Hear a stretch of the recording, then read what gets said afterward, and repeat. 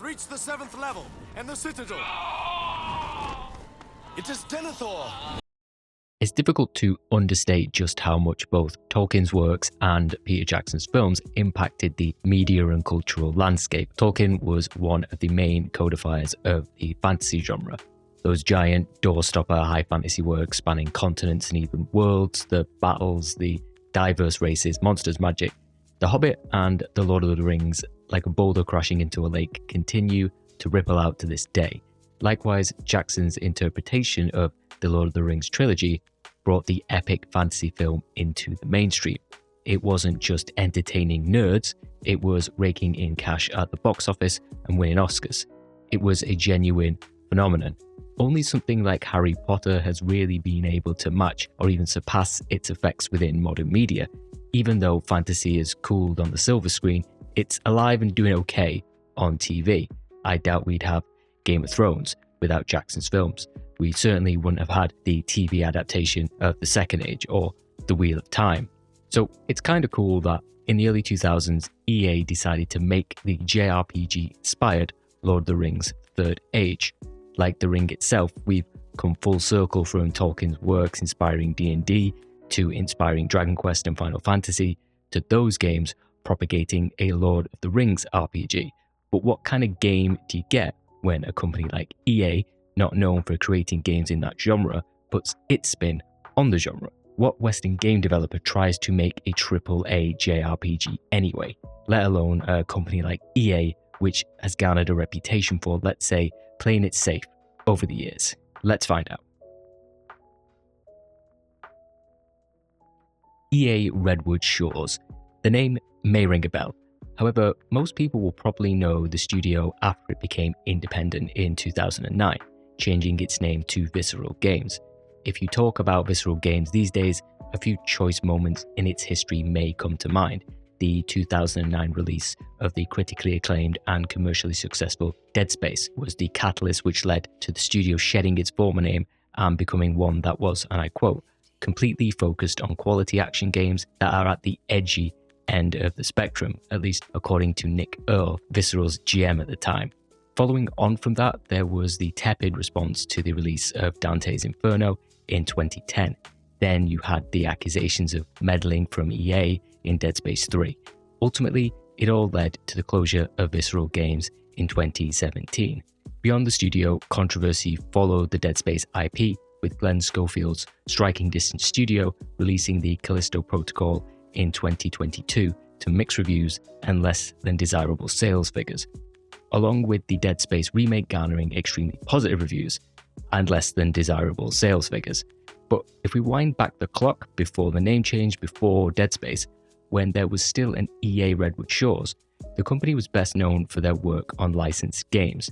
If you had a PS1 back in '98, maybe you even played one of their original IPs, like Future Cop, LAPD. The studio's output in the millennium mostly revolved around Tiger Woods' PGA Tour, but they also got a bite at the Lord of the Rings cherry by taking on development duties for Return of the King, the third entry in a game series that still lives in the hearts and minds of millennial kids as peak gaming. Around the same time, in 2002, according to an IGN article, EA Redwood Shores had also begun to work on a game that would span the entire trilogy and pivot to a more traditional RPG genre. Sounds like a bit of a risk, right? One, the domain of RPGs, specifically JRPGs, has been and continues to be very much a product of Japan. I'm not talking about large-scale Asian-made games from the likes of Korea and China that implement a turn-based system a la Honkai Star Rail, but what we consider more classic JRPGs, your Dragon Quests or Final Fantasies. But if there was any time in any age, be it the Third Age or the Age of New Metal and those massive genes, now was the time. FF10 was released in the summer of 2001. It was a giant global hit. Unfortunately, FF10 was probably the last big hit in that golden age of RPGs. The 7th generation wouldn't kill traditional turn-based JRPGs, it was their lowest point, in some respects. Bangers released then too. Tales of Vesperia, the Trail series on PSP and PS3, I'm just talking about what we'd consider pillars of the genre. So pitching a game in a similar vein to FF10 seemed like a viable business decision. a plan that execs could get on board with, and isn't Tolkien and the world he created tailor-made to be transported into that genre? The one spearheading the foray into the JRPG genre was executive producer Steve Gray. In an interview with GameSpot in April of 2004, Gray said, "I've been thinking about building a Lord of the Rings RPG for at least 10 years. I just never had the chance to do it until now. The fact that we had total access to everything in all 3 films to build a great RPG around now seemed like the perfect time to get started." Sounds pretty positive, right? Not only had Gray been involved with the Two Towers and EA Redwood Shores internally developed Return of the King, but it turns out he also had proper JRPG experience. "I've worked on the 2 currently released EA The Lord of the Rings games, the Two Towers and the Return of the King. I also directed one of Square's RPGs, Parasite Eve, and was involved with the Final Fantasy series." Directed Parasite Eve? Wow, that's awesome. You sure about that? You sure about that? Now, I am going to give Steve the benefit of the doubt here for 2 reasons. Point A, I am stupid. Point 2, we've all inflated or slightly skewed our roles from time to time. What I'm going to assume Steve means here is that he was part of Square's Hawaii studio and, along with Darnell Williams, directed the majority of the game's CG work. Because one might mistake what Steve was saying was that he, and not Takahashi Tokita, was Parasite Eve's director. If Sakaguchi had heard that at the time, being in Hawaii and all, he may well have stopped surfing, golfing, or taking a moment's break from his ayahuasca-fueled directing of The Spirits Within to take Parasite Eve's name out of Steve's mouth. But hey, maybe I'm wrong. But just saying that the game will use a turn-based system is pretty broad. As far as JRPGs go, we're a long way from Dragon Quest and the first Final Fantasy. Even with the latter, the approach to how you even take your turn evolved over the years. There was the introduction of the ATB, the active time battle, where your bar fills up, allowing you to attack. FF6 to 9 are probably the purest examples of this system before a CTB, a conditional turn-based system, more in line with the, at the time, recent Final Fantasy X. Some recent games, notably the Trails series and Fantasian, still use a form of CTB to this day. With the core gameplay mechanic decided on, the next step was figuring out how the team would weave a narrative around the 3 films. Gray described this as an S-curve. Sometimes you'd be interacting with the Fellowship directly, say at the Battle of Helm's Deep. Other times you'd be lagging a little behind, finding remnants of their passing or meeting with other characters and locations they had crossed paths with. The team itself would also mirror that of the Fellowship. In the GameSpot interview, Gray did hint that at one time you'd be able to create your own character. In the end, we'd be graced with the Fellowship Mark II instead. According to an IGN article, Idril, Berethor, Hadhod, and Elagos can all be seen by the attentive eye. At times, it's possible to stop at a single frame and see Idril standing in the background. I tried to verify this, but man, those extended edition films are long, and I already watched them in prep for playing the game, so let's leave it as a maybe and move on. One of the most striking aspects of the Third Age is its presentation. From work on the previous action games based off the trilogy, along with the close cooperation with New Line Cinema, EA had embedded itself in Jackson's rendering of Tolkien's world. There's a cool video, a freebie on a CD that came with a magazine, that details what they had access to. Basically, if Weta can send you the original model of Helm's Deep, then that thing's gonna come in handy. If you played the Third Age, as far as a licensed IP goes, it does an excellent job in transposing the film's interpretation into the 6th console generation. Sure, they were constrained by the technology of the time, but the recreation of film-specific locations, characters, enemies, and how it expands on areas goes hard. If there's one aspect I can't fault the Third Age on, it's complementing the trilogy's visual legacy. One glaring consideration, hanging out there just like the eye itself, is how hard Redwood Shores was going to lean into the trappings of the JRPG genre. At the end of the day, the Third Age was still a game targeting a Western market. Of course, it's not hard to imagine that the kind of person into Lord of the Rings would also have a penchant for D&D and majestic beards, but EA wasn't really known for courting that kind of audience. These, let's say, considerations are what dials back or strips away many of the aspects one may think of when describing a JRPG's elements. As a player, you're not worrying about collecting gold in order to purchase weapons and items from locations. There are no towns and there is no gold. The spoils of war directly come from battling enemies or opening chests. The game is extremely linear.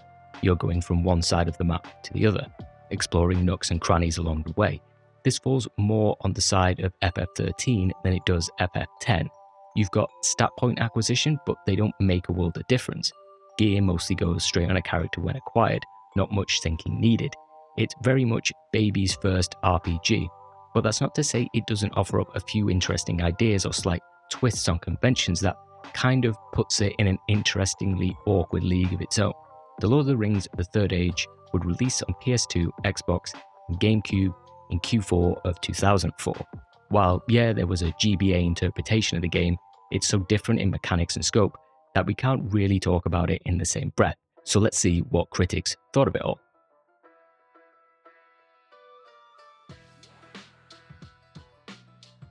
Critically, The Third Age reviewed quite solidly across all platforms. It sits at an 75 on Metacritic for the Xbox version and a few points shy of that on the PS2 and GameCube.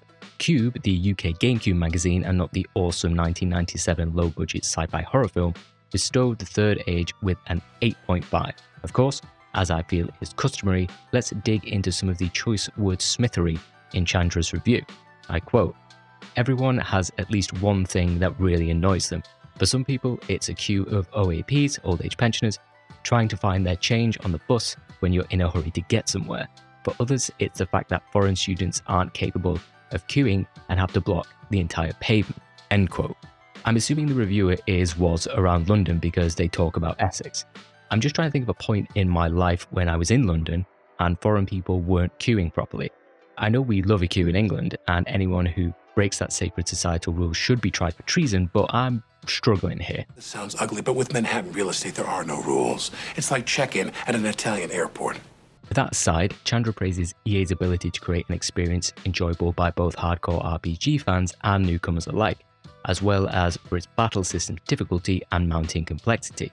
On the negative side, Cube found The Third Age's linearity and less than stellar visuals worthy of knocking off a few points. If we look at a review sitting around the more "it's a good game" threshold of 69, there's Play Magazine's review. They managed to sum up my feelings around the game pretty succinctly, calling it a Lord of the Rings themed my first role-playing game. In discussion of the main cast, they're said to be watered down clones of the original Fellowship.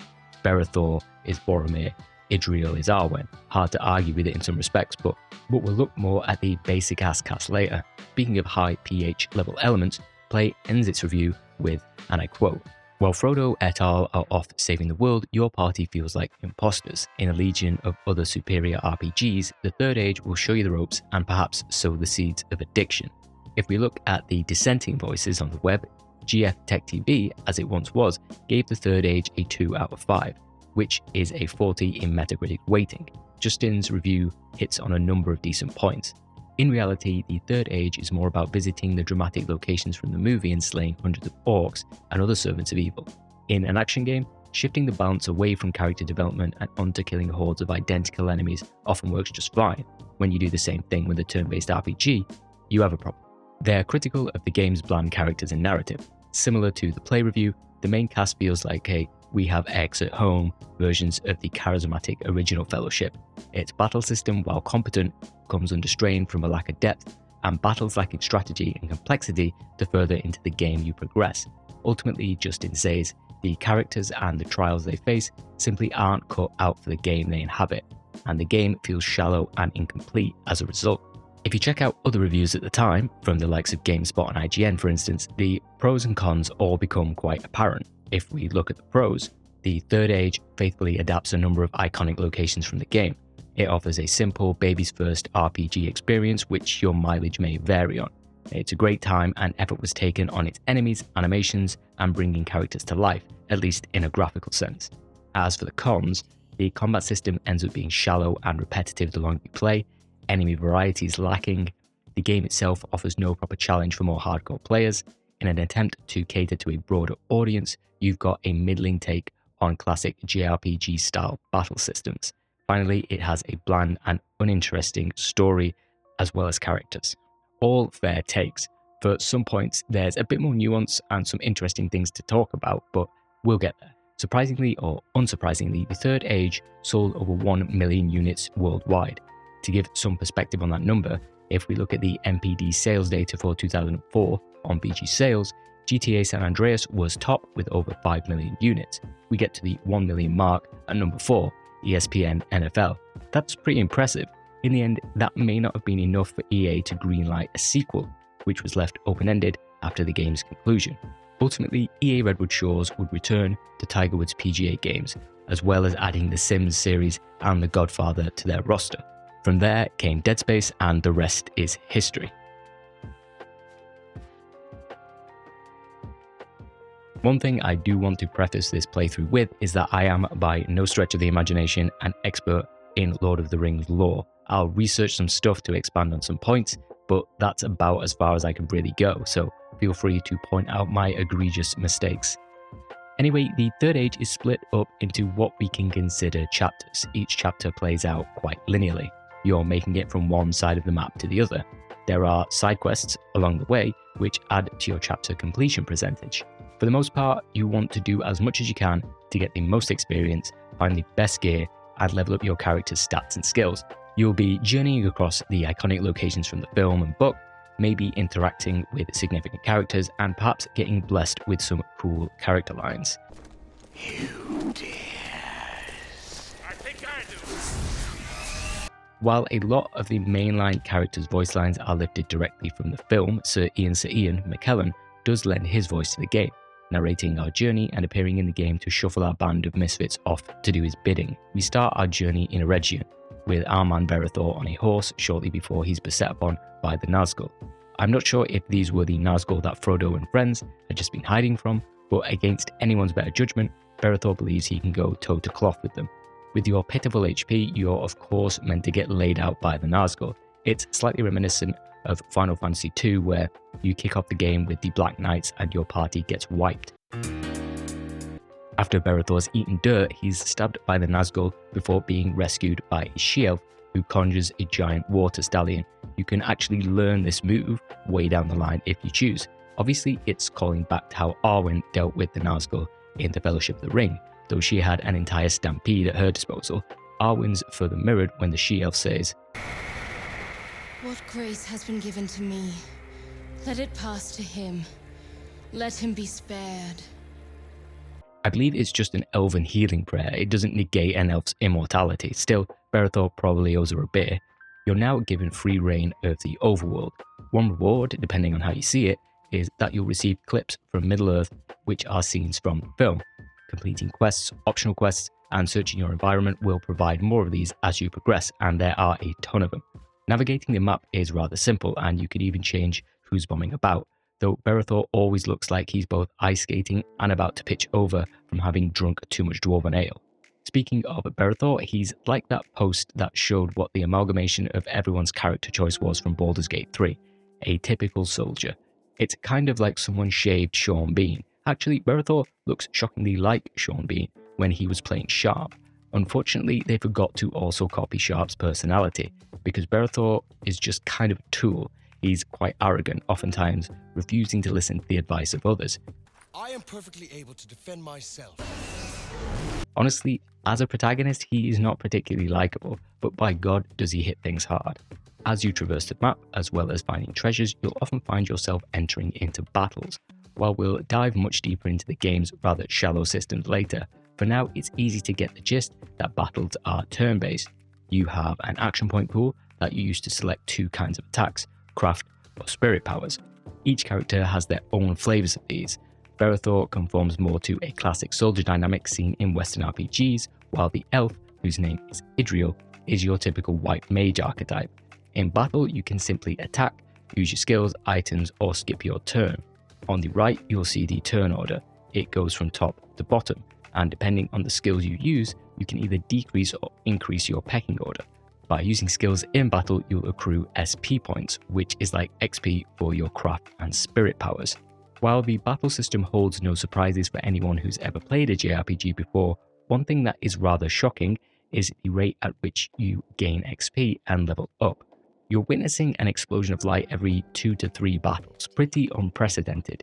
By the end of the game, your serotonin levels will be shot upon returning to your Korean gacha MMO. Every time you level up, you receive several stat points that you can allocate into one of 5 areas.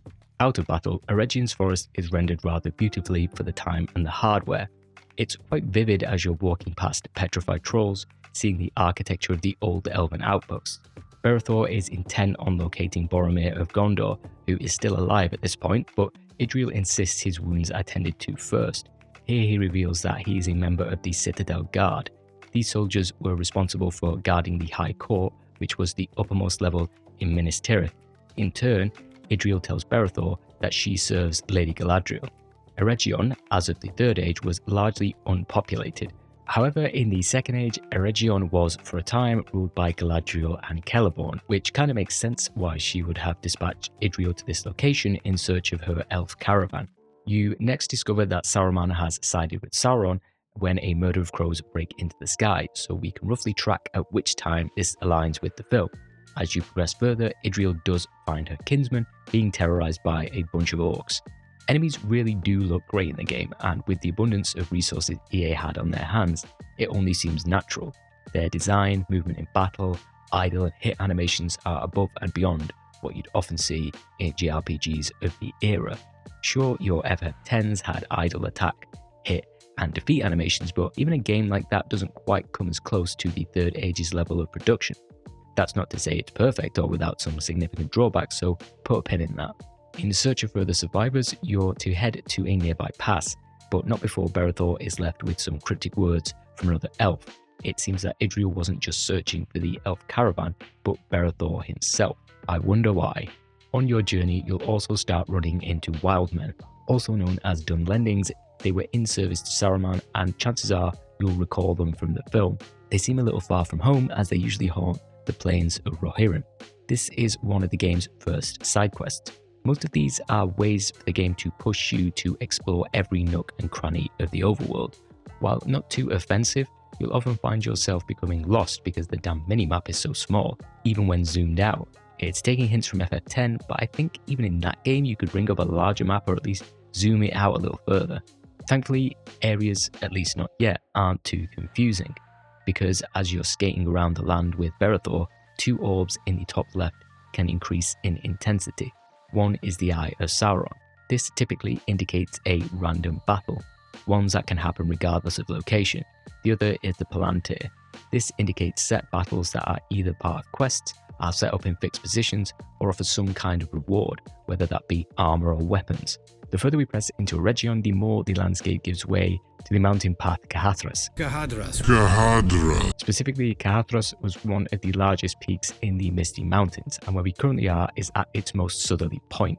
You'll recall the Fellowship attempted to push past the snowy peaks, but were deterred thanks to Sauron causing giant boulders to come crashing down.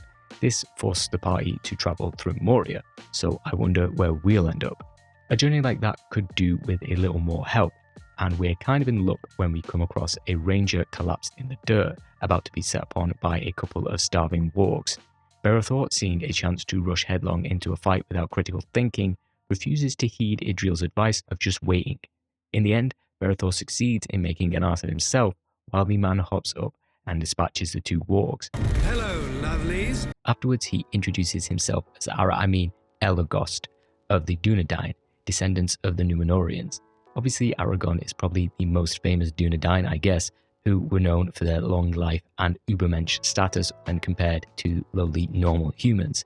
He allows us to give him a hand with some warg hunting in the area before we're thrust into another battle. We now have our 3rd character, which makes it a complete battle party. While you can only have 3 characters on the field at one time, you are free to make a swap at any time once you recruit more members into the Fellowship 2.0. Elogost is a ranger who of course wields a bow.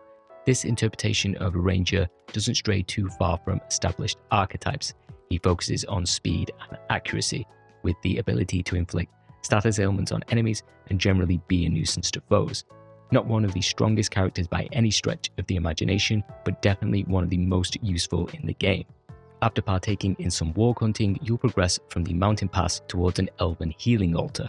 Turns out to be the same location that the Fellowship camped at not so long ago, where Boromir hugged a couple of hobbits and things were much simpler. From here, the party explores some more elven ruins to locate a healing altar. After liberating an altar from a group of orcs, the Third Age introduces one of its final types of equipment, elf stones. They are a piece of lore from the books, however.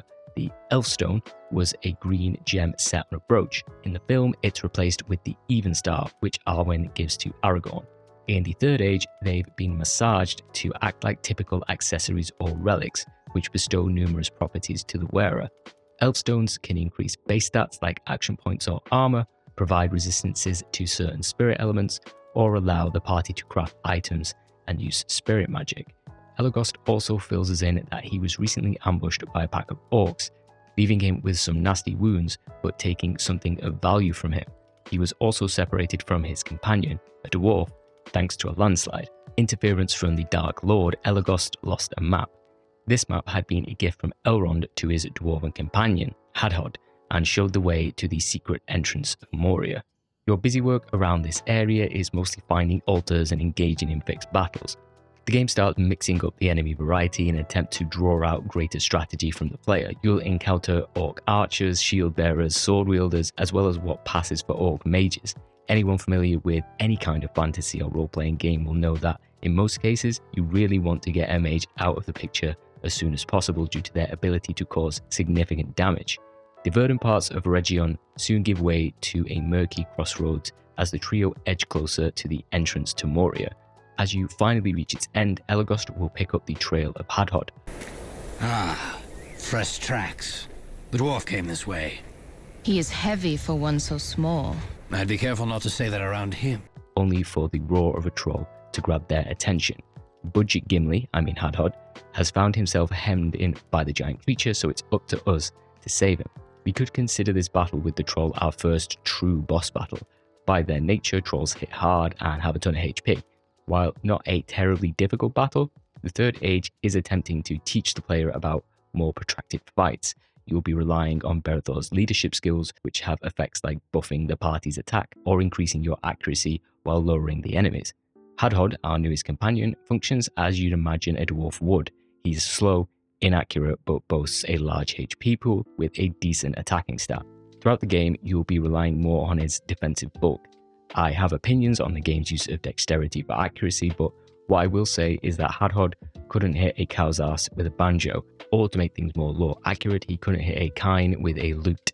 I am sure he whiffed more attacks than struck in my playthrough.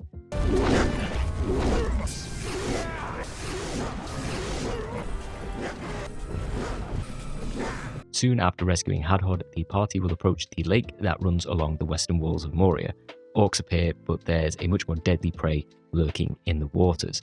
In the Fellowship of the Ring, the Watcher in the water did grab Frodo, who, through the help of the others, managed to come out relatively unscathed. Making it a boss battle in the Third Age is a bit of genius and a nice what-if moment. The fight with the Watcher introduces a battle contrivance that will crop up a few times over the game. Only ranged attacks are effective. This means that while Idriel, Elgost and even Hadhod have some way of attacking the creature, Berethor has to just stand there thrusting his sword in the air. It's also an instance where the party will feel the full force of multi-hit attacks. If you're not careful, the Watcher is capable of chaining a few of these powerful attacks together and nearly wiping your party. While you may have been relying on Idriel as your healer, you will want to switch to Berethor and put him on item duty. It was at this moment that something strange struck me about how the Third Age handles item effectiveness. It wouldn't become fully apparent until later in the game, and it is, not for lack of a better word, ridiculous. Once the battle is concluded, the Watcher is kind enough to flail open an entrance to Moria, and with that, we've concluded the first chapter of the game. But now that we've collected our fourth party member, we can take a closer look at what the Third Age's battle system is bringing to the turn-based table. The Third Age takes many of its turn-based battle cues from established elements in the genre. Firstly, while most people will be familiar with a conditional turn-based system from FF10, a bunch of other games have done it since, and a little before. Blue Dragon, Lost Odyssey, the Trails, and Altelia series implement a visual turn order. Compared to an active time battle system, it affords developers and players a greater sense of intricacy, especially when it comes to strategizing the risks and rewards from using certain actions. Oftentimes, actions in battle come with a cost. For the Third Age, it's quite easy to see in battle. Your normal attacks with any character come without a penalty. it's not going to have a knock-on effect on your turn further down the line. So too does healing and support actions, as well as item use. It's your character's damaging and stronger support skills that often incur a greater penalty. For instance, each character can learn an ability where they immediately take 2 actions. This will push you way down the pecking order for future turns, so it requires a player to be mindful when and how they use it. It's the same with some of the later skills. Berethor's 5-hit Gondor Rampage will push his next turn way down the line. You can usually see how your chosen moves will have an effect on the turn order as you cycle through them. In battle, you need to strike a balance between using powerful skills with every character. If you're spamming them with everyone, you'll get caught out. The enemy will just get a stack of turns with the potential to decimate your fellowship.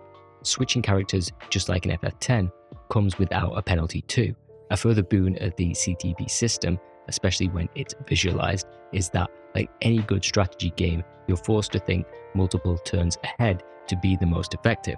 We're not battling for a Grandmaster spot in the Third Age, and despite the game's relatively shallow difficulty curve, you still will get punished. However, you are rewarded for not simply whipping out the uber attacks. We're still a while out from it, but in the late game, Idril gains an ability to immediately bestow another character with a turn. You combine this with the ability to take 2 turns, and you can have other party members jump the queue to get ahead of a potentially dangerous situation. Another element lifted from the Final Fantasy series in general is the Third Age's version of a limit break. As you battle and use skills, the gorge on the right of your health will slowly fill up. You're then able to select from several attacks, most of which have an AP cost. These actions arrive with a lore-friendly animation. Who doesn't like an ant brushing an enemy aside like a toddler casting its pudding off a table? However, for reasons that are more relevant in the skills section, you'll find yourself taking advantage of limit breaks less and less as you progress further into the game. A bigger potential flaw than that is the Third Age's lack of information it conveys to the player. In an effort not to bog down the player's pea-sized brain with confusing numbers and symbols, you're simply left with opaque confusion. This obfuscation is any information around buffs and debuffs. Let's take Berethor for example. He can buff the team's attack. This move only affects characters currently on the field. Fine, my lizard brain can understand that's a given. The issue is this buff is finite. Of his multiple buffs, Company Valor says it increases the ability for the party to hit and enemies to miss. I assume that's referring to some kind of dex stat. Now, I think these last for 3 to 4 turns, and that seems to be true, but there's never an indication of this on the HUD. Idril's version of haste is only understandable because the affected character actually moves through their idle animations quicker. For debuffs you inflict to the enemy and the party stricken with, there's also no indication. It's frustrating because the game is trying to impress upon you the wisdom of looking into the future, but isn't providing you with the tools to do so. If this was EA's attempt to not burden the player with scary visual information, it's a large misstep on their part. Another form of simplification that struck me when playing the game was the underutilization of the game's elemental system and general lack of spirit magic. The concept of elemental spells, which come with various weaknesses and resistances, is pretty commonplace, not just in JRPGs but a ton of other games. Technically, some characters can learn elemental spells. Idril is attuned to water, Hadhod to flame, Elagos to lightning, as well as the team being able to learn various shadow and light crafts with the use of elf stones later in the game. But the player is rarely, if ever, told to be aware of it. There are 2 occasions where it behooves your team to be aware of this, in the battle with Spoiler in Balrog and the game's final encounter. To take a step back and finish with looking at the battle system broadly, at first it tricks you into being deeper than it actually is in reality. The driving factor behind its simplified nature is that, for many, it would be their first taste of a turn-based JRPG-inspired flavour of a game. As someone who's obviously extremely familiar with the genre, the system itself is competent enough. A bigger issue is that a number of the core components that exist within the battle system, items, skills, enemies, leveling, only work to water down a player's experience. After a short time in the game, you've probably seen everything it has to offer. Now you've just got like 75% left.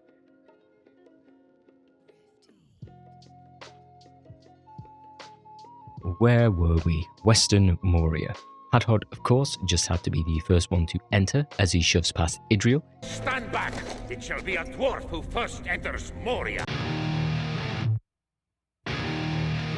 His main character thrust in the tale is being a little angry dude with an axe whose blood pressure slowly rises the more time he's in the company of an elf. For a lot of the characters, it's like they took one trait of their film counterparts, but then forgot they needed to, add others to make them more dimensional.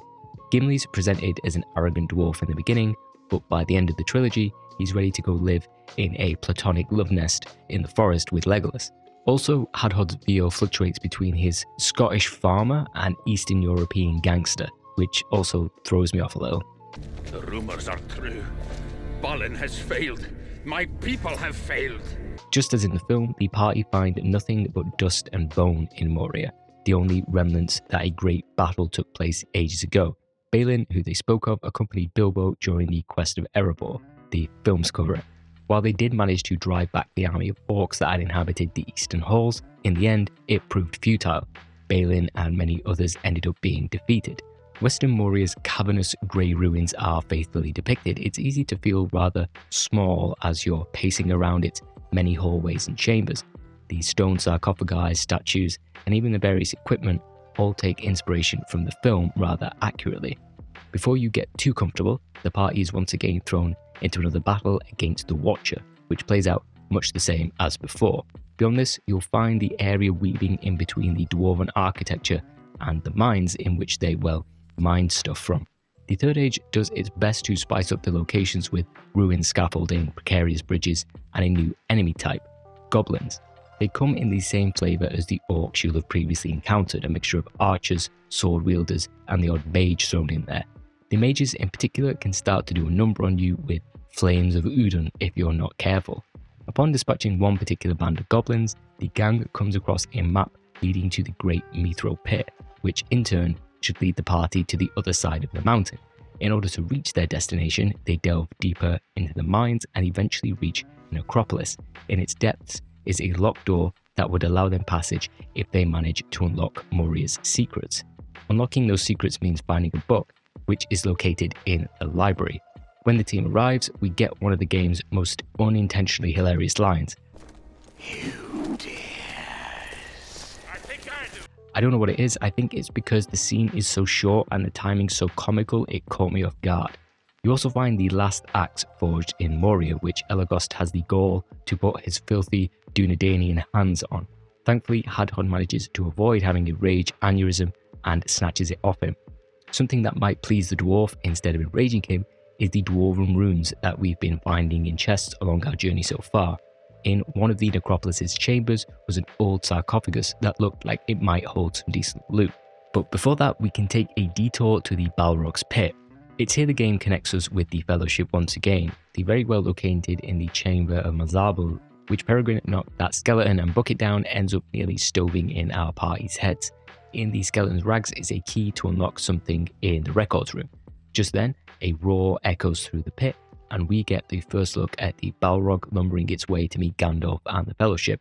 Of course, Berethel wants to just abandon what they're doing and chase after the mythic beast, but thankfully the path is blocked. Guess we'll have to find another way. The party can return to the library to find the book, which Idriel is able to translate before Hadhod repays her favour by calling her a dim-witted elf. I can speak the words, but I cannot find the door. Of course not. That would require cunning beyond the mind of an elf. Yes, witch. The inscription behind the throne tells of a way to pass through a magically locked door in the necropolis. When we return with 7 dwarven runes in hand, Hadhod can earn himself a little reward, a new set of armour in lovely blue. Idriel can then speak the words in front of the secret door to allow them passage toward the Great Hall of Records. The final roadblock stopping us from entering Eastern Moria is a boss battle against a bunch of orcs, which comes out of nowhere. It takes some cues from that Watcher fight, encouraging you to make use of units with ranged abilities in order to defeat the goblin archers. Calling it a boss battle might be a bit strong. There are a couple of annoying abilities the enemies have. If you've played the game, it will become clear to you early on that the most annoying thing in battles are the stun and sleep abilities some enemies possess. Stun takes you out for one turn, while sleep can last more. Whenever you see an enemy with this ability crop up in battle, you want to bash its face in as soon as possible. Berethel can learn a move to prevent this stats affliction, but I was always too stubborn to learn it. If you managed to survive being stun locked and made it through the fight, we'll finally have arrived in Eastern Moria. Technically, we can consider this Chapter 3 of the game, though way back when we entered Western Moria, we unlocked one of the Third Age's most unique features, Evil Mode. So let's take a look at that first before rushing headlong into a Balrog fight.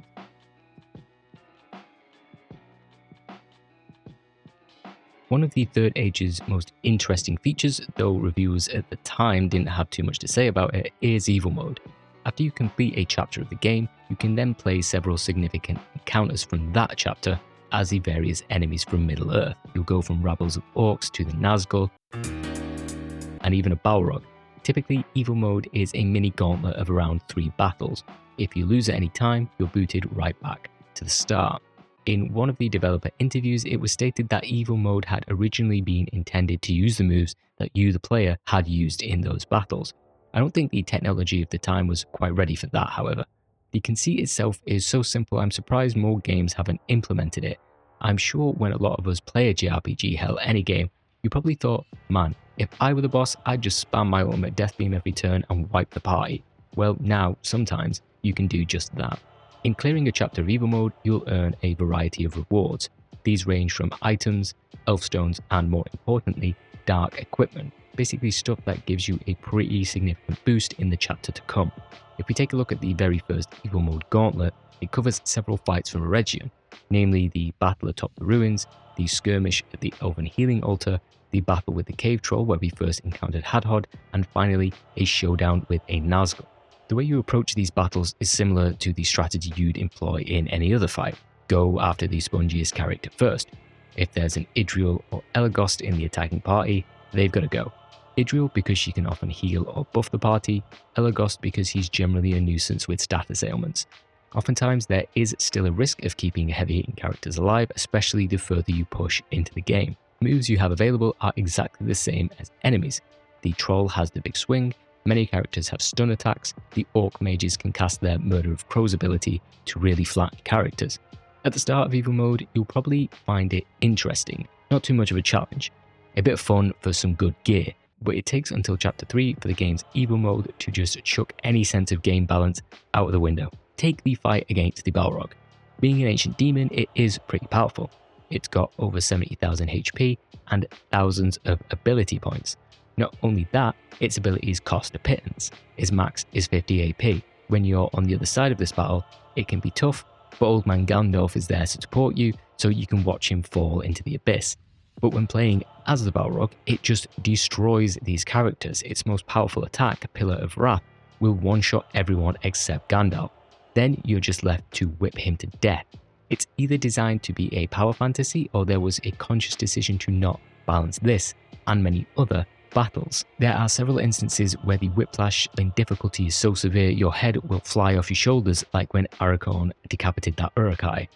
A couple of amusing instances were deeper into the game. There's a battle in Helm's Deep that consists of protecting a series of ladders, but our heroes are capable of outputting such stratospheric damage before you even have a chance to act that it is a wash, or when it's possible to one-shot our discount fellowship, but your team is mentally teabagged before the first round is over. Each character gets such an insane power boost that encounters are often down to luck. You just pray to Sauron a character doesn't choose some ultimate death strike and you're sent back to the main menu dumbfounded. Don't get me wrong, the other, say 50% of the time, there's some engaging duels. You really need to pick which characters are the most effective to target given your limited resources. In these situations, Evil Mode manages to imbue itself with a sense of strategy. However, it becomes pretty obvious that, while well-intentioned and fun, Evil Mode could have done with some further tweaking. If it had received a little more care, I honestly believe that it could have become a staple in JRPGs. Unfortunately, like Faramir, it often gets overshadowed.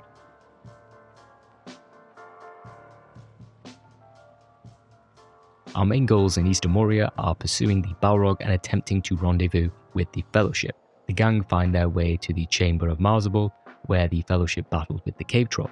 It's quite a faithful recreation of the room, bearing the same damage sustained in the fight a short while ago. It lacked a little spice though, so the Balrog smashes its head through a wall, momentarily turning Elgost into one of those stress toys whose eyes bulge out of their sockets under enough grip strength. Thankfully, the Balrog meanders off, only flambeing one goblin. Further along, we're following the flaming trail of the Balrog. Not content with the Fellowship getting all the troll-killing glory, you're tasked with slaying 9 other things. You're offering further support by eliminating several goblin units and can ransack Moria for some select pieces of equipment. One of them is a helm for Hadhod, and I hope you like looking at his scale mail-clad visage for what will be nearly the rest of the game because it is one of the best helms he's getting. In a callback to the scene in the Fellowship where the team was surrounded by goblins, you're fighting them instead of fleeing. Here, the Third Age introduces another unique battle setup, the Surrounded Battle. During these fights, you're unable to swap characters. The difficulty is ratcheted up because it's not uncommon for the enemy to make tons of turns, so it's a good enough time for a bathroom break as you're gonna get. Essentially, you have one character taking out 2 enemies. By now, you've probably mostly used the power of teamwork to focus down foes. Now it's more about individual merit. Healing's challenge, so you'll be heavily reliant on items and using any tricks up your sleeve to impede the enemy. Think sleep or turn delaying. It's a novel concept and a nice change of pace, but the battles ended up being glacial at best. As you carry on, Dwarven architecture is devoured by ramshackle goblin structures, like some virus or mold is slowly crawling over a corpse. There's a throwback scene where the Fellowship have to jump across a collapsing set of stairs. No hobbit tossing, unfortunately.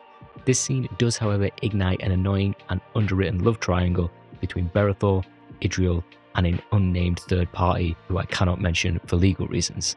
The game makes up for it with an awesome Balrog effigy the orcs have constructed under a fiery pit, which I'm sure the monster loves and would have made a great metal album cover.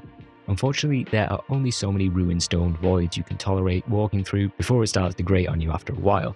If it was a deliberate developer intention to make you crave the sight of sunlight and greenery, then it was a success. By the time you're scampering down the last winding and precarious stairway, we see Gandalf's showdown with the Balrog from an alternate perspective. We're interrupted by a couple of trolls. What's cool about the fight is not the actual enemies, but the fact you can see the old wizard going at it with the creature in the background. It's setting up this inevitable confrontation with the Balrog that you know is coming. A minute or 2 later, you're face to face with the creature. The boss battle introduces a few things. It serves as a bit of a skill check for the player. You can't just brute force your way through this one.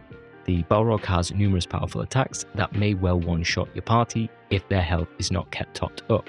It's also one of the only battles where being mindful of a character's elemental resistances actually bears some weight. As mentioned, the game does have an element system, fire, lightning, water, shadow, dark, but you'd be forgiven for ignoring it. Being a Balrog, this thing has a number of fire-based attacks.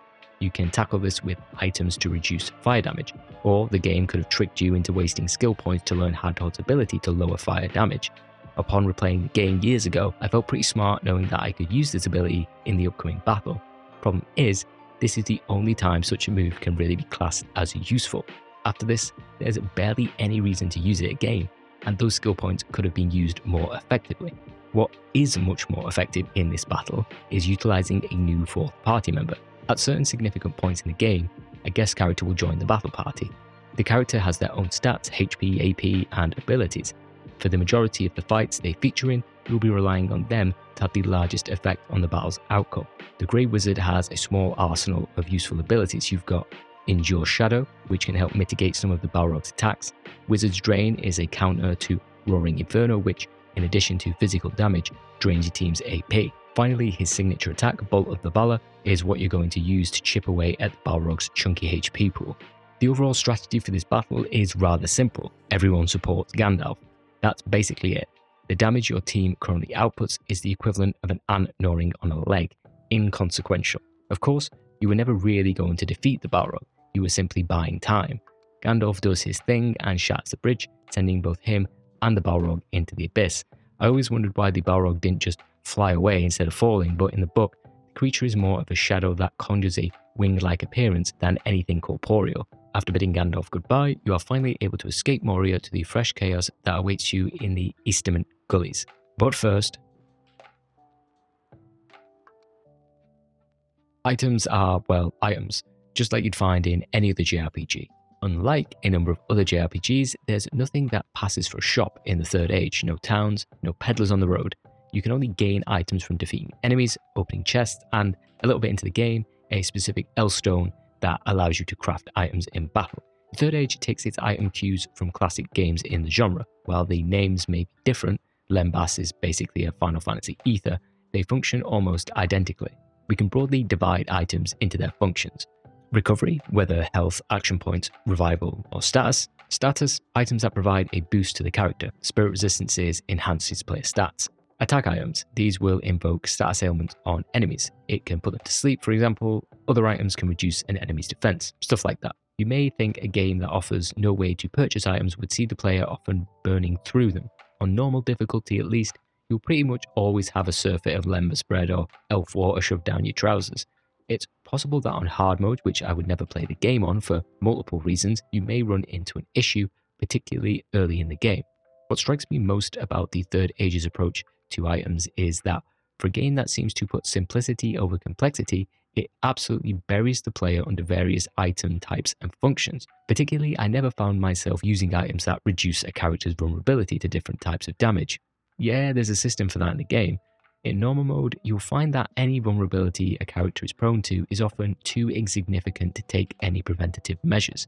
The same is true for items that do the same to the enemy. Taking a turn to say use Bruin and Water, which makes an enemy more vulnerable to water damage, is only earning you a small percentage modifier on an attack, let's say 20%, and there's only one single character who can use a water-based attack, Idriel. You could have removed these items from the game and little value would have been lost. There is, however, one item that's perhaps the most useful in the game, Morgul Decay. This item removes a foe's armor completely.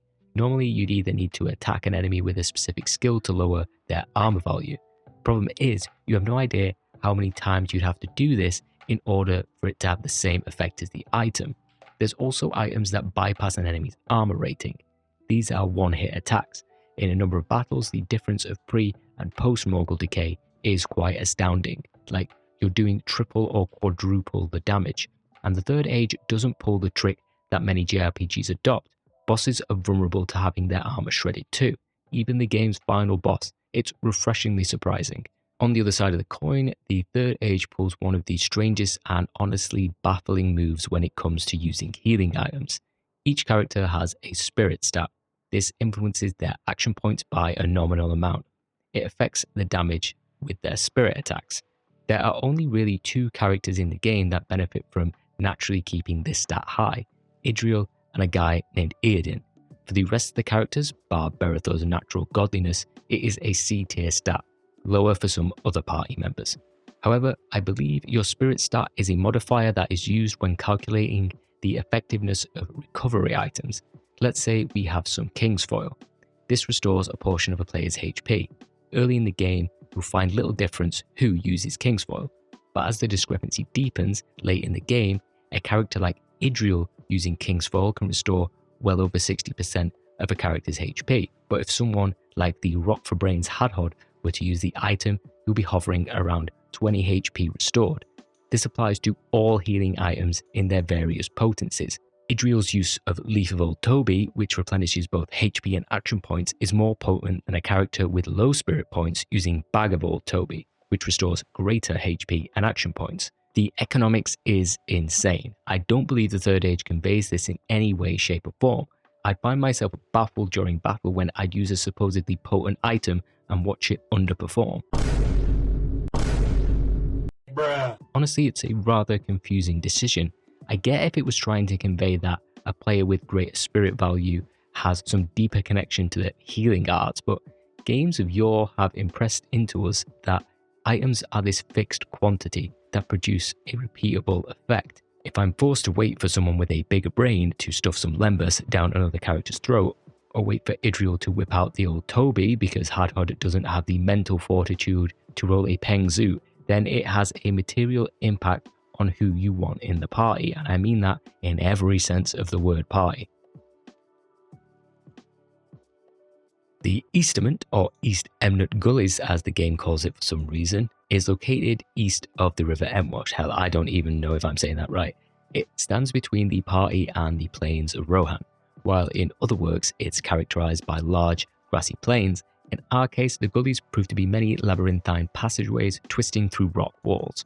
Elgost and Berethor are so busy with their noses in the dirt examining tracks that they almost get skewered by an Uruk-hai.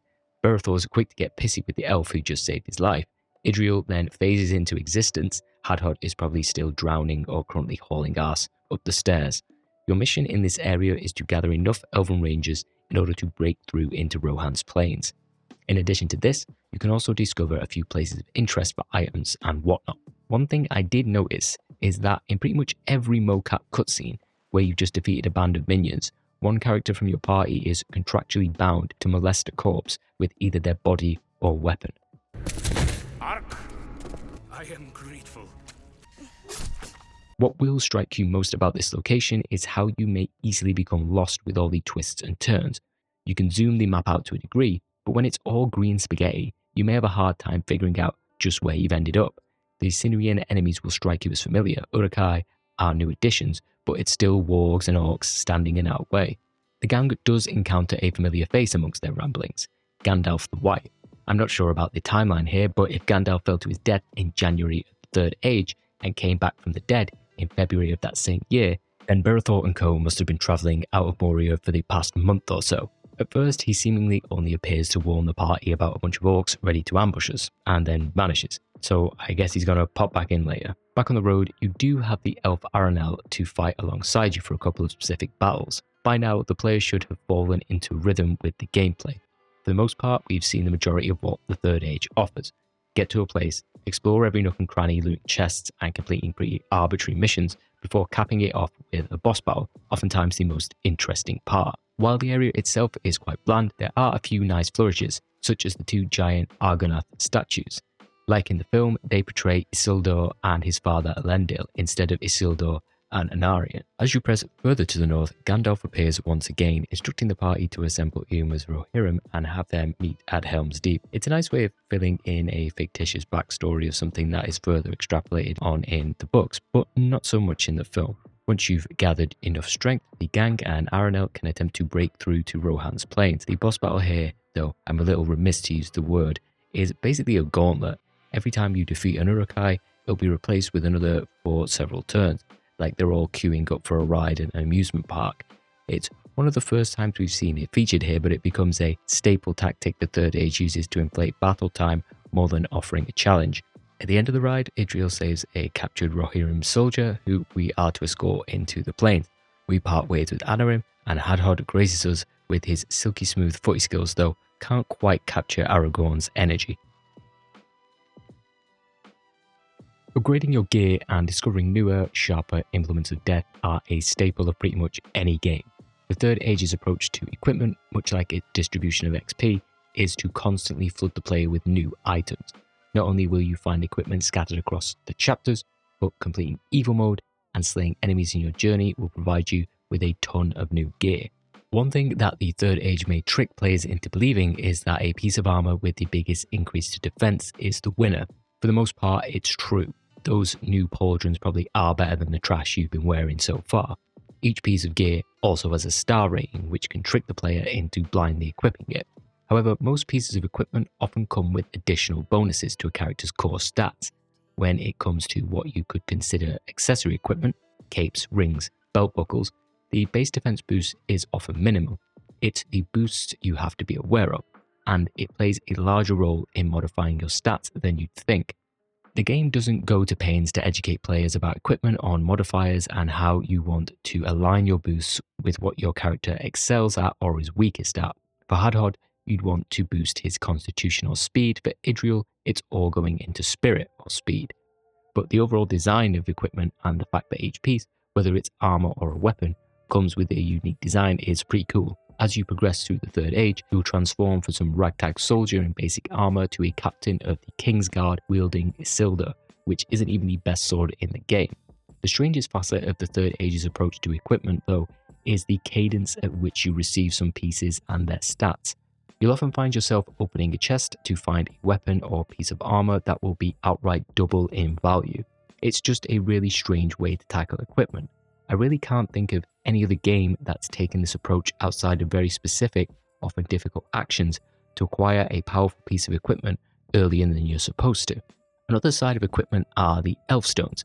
The trinkets offer boosts to stats and resistances, as well as certain stones that unlock abilities.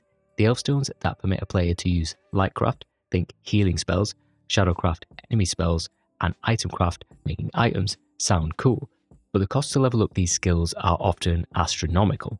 For the latter, you need to make King's Foil, a base healing item, 50 times in order to unlock it permanently and move on to the next skill. While there's more to say about the skill point economy in the game, it's just not worth the return on investment. Other elf stones come in the cracked and polished variety, with the latter providing better boosts. These are generally useful to either enhance or cover some of the blind spots on your team. The elf stones that provide resistances I can take or leave, because outside of very specific instances, they're just taking up a spot. While the Third Age introduces a number of systems and stats, it's afraid of taking advantage of them or explaining them to the player. I think they feared it'd be too overwhelming for some knuckle-dragging Return of the King player who only managed to complete the game by mashing the controller into their nuts repeatedly. The Plains of Rohan are mainly significant because by the end of the trek, we'll have gained our final 2 party members. Upon entering the plains, you're greeted by Eomer with a fun use of his film lines. What business does an elf, a man, and a dwarf have in the Riddermark? We come in friendship. We search for a company of fellow warriors. Look for your friends, but do not trust to hope. It has forsaken these lands. At Gandalf's behest, you're helping to gather forces to offer support at Helm's Deep. The area itself is a nice change from vast, gloomy Moria or the claustrophobic gullies. The long, rolling plains and waters are actually quite serene, until your party walks a few steps, only to be greeted with a fleeing villager giving absolutely 110%.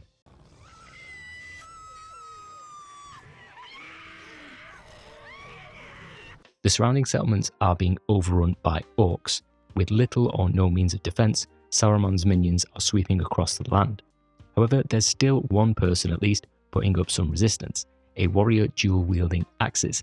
After a battle, you're introduced to her more formally. This is Morwen, our 5th party member.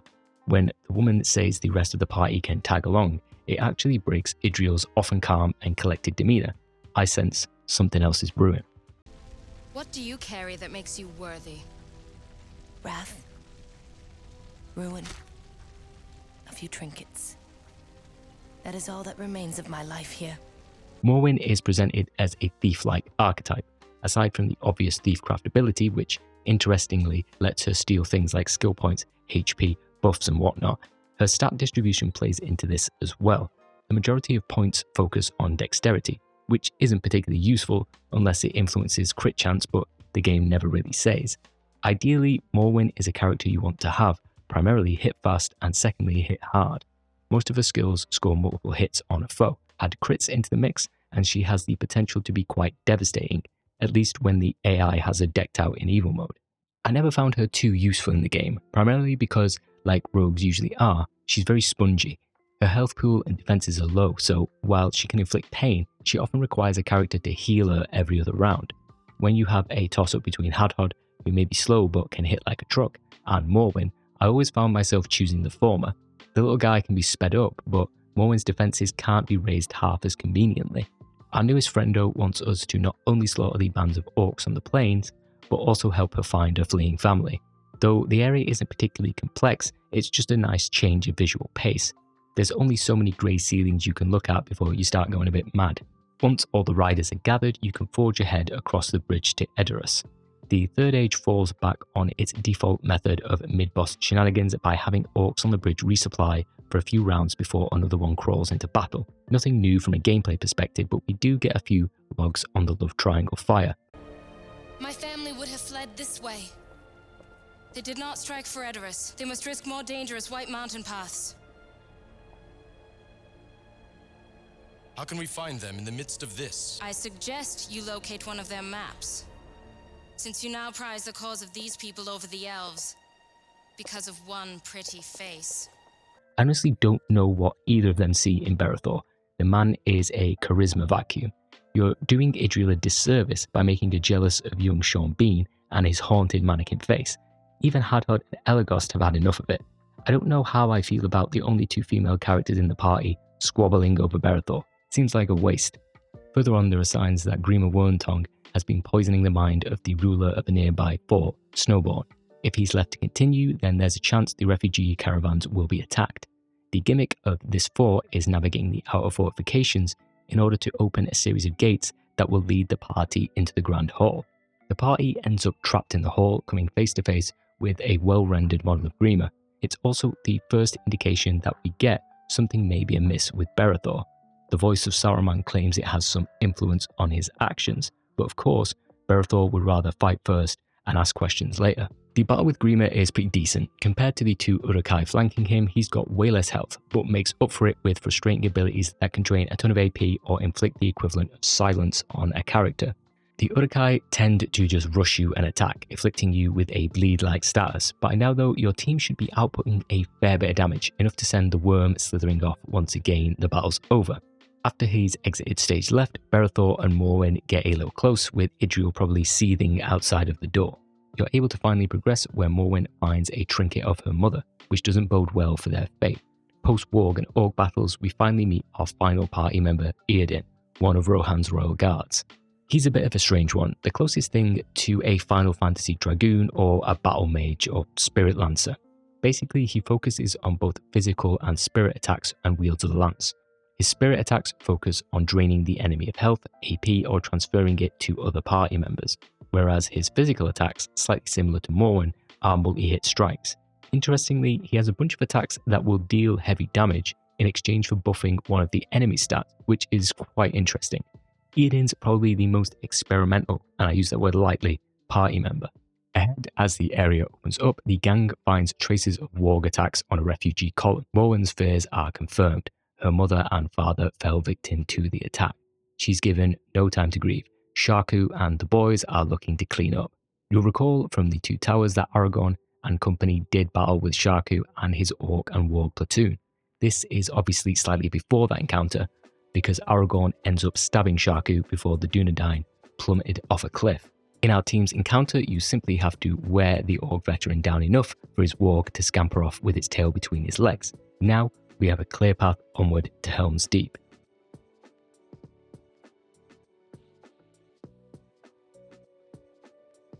For a game that champions its simplistic take on the JRPG formula, if you're coming into the Third Age as your first experience of the genre, it may trip you up.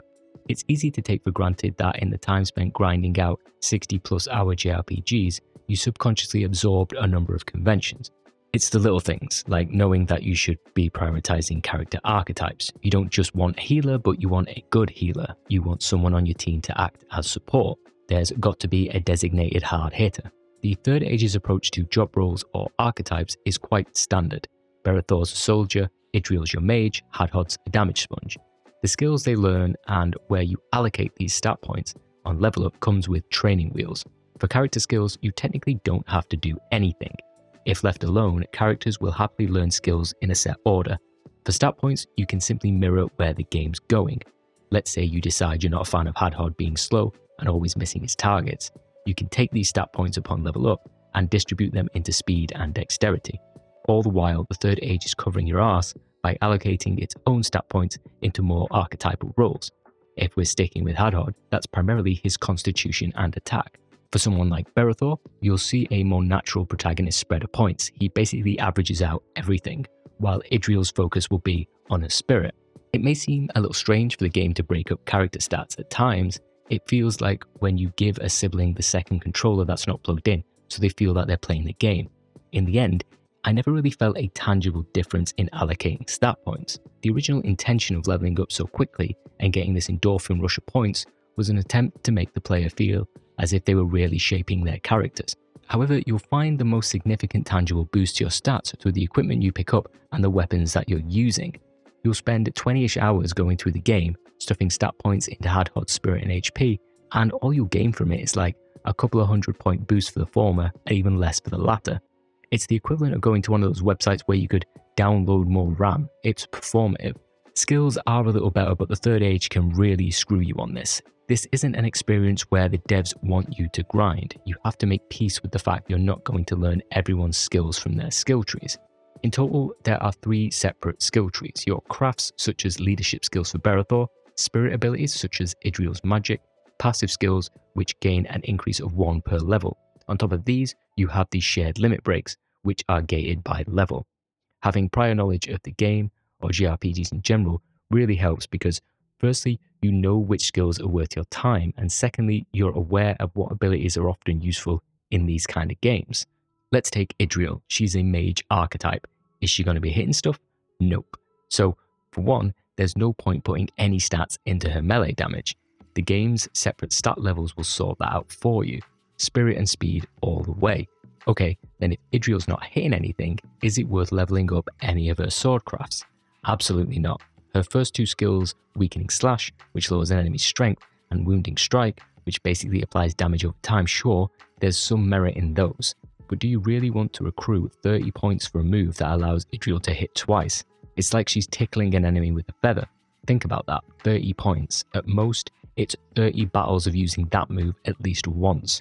At best, you're just going ham spamming the move, but taking those points away from her spirit craft. Her final move, Gil-galad Rampage, which hits thrice, requires 75 points. You'd be praying for the sweet release of death while grinding that out. So the smarter approach is to focus on Idriel's spiritcraft, right? Now there you have some interesting decisions to make.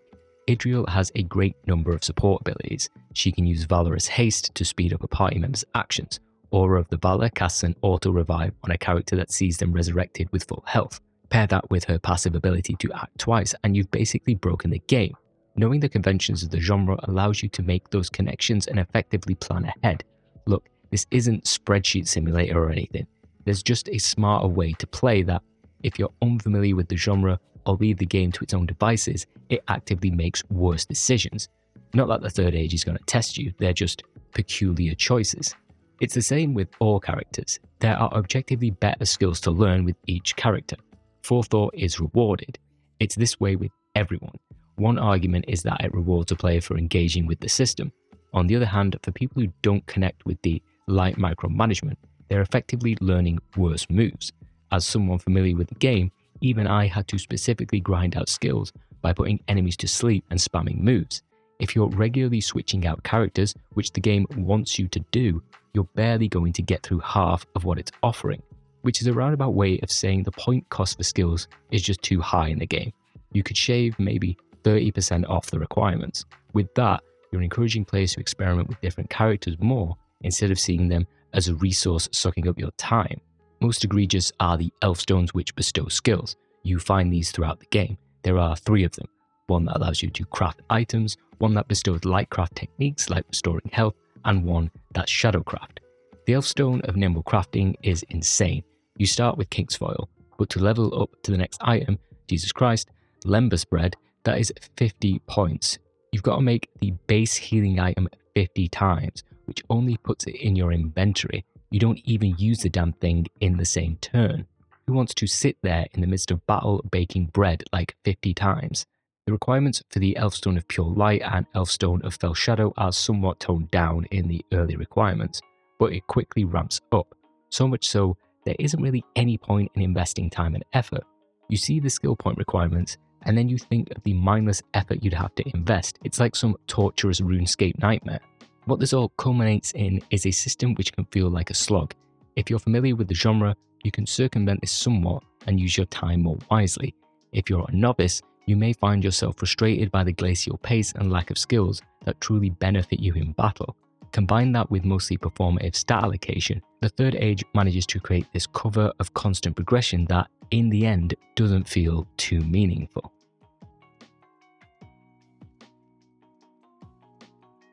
Helm's Deep is obviously an iconic location and battle within the Third Age, the overall period, not just the game. How the game approaches the chapter is genius in its simplicity. You're gonna play through the battle.